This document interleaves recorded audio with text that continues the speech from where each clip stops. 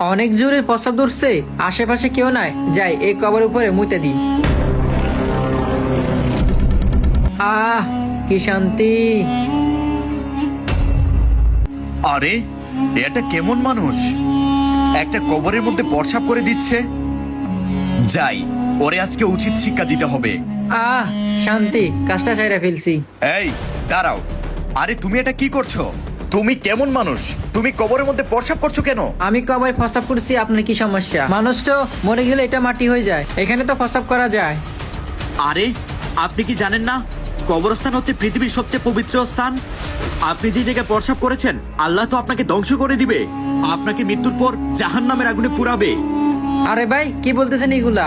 এত জ্ঞান দিয়ে না, জানা জাহান্নাম আমি বুঝি না। আমি এর আগে কত কবরস্থানে প্রস্রাব করছি, কই আমাদের কিছু হয়নি, আমার কিছু হবে না। ভাই আপনার কি লজ্জা নাই?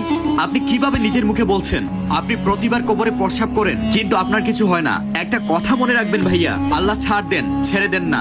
আল্লাহ তাআলা আপনাকে সুযোগ দিচ্ছেন তওবা করার জন্য, কিন্তু আপনি না বুঝে সেম কাজ বারবার করছেন। এর প্রতিদান কিন্তু খুব ভয়ঙ্কর হবে। আপনার মৃত্যুর পর আপনাকে জাহান্নামের আগুনে জ্বলে পুড়ে ছাই হতে হবে। হয়েছে ভাই, আপনাকে এত জ্ঞান দিতে হবে না, আপনি আপনার কাজে যান, আমি আমার রাস্তায় যাচ্ছি।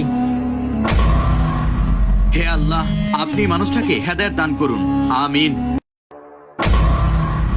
হ্যাঁ, আমি কি মরে গেছি?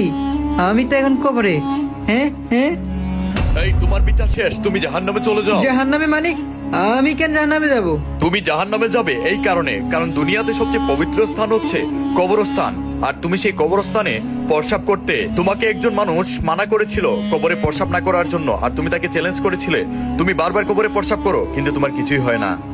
আমাকে মাফ করে দেন, আমার ভুল হয়ে গেছে, আমি জাহান্নামের আগুন সহ্য করতে পারবো না। না, তোমার কোনো মাপ নাই। তুমি অনেক কবরবাসীদেরকে কবরস্থানে প্রস্রাব করে কষ্ট দিয়েছো, যার কারণে আল্লাহ তাআলা তোমার উপর নারাজ হয়ে তোমাকে জাহান্নামে দিয়েছেন। না না, আমাকে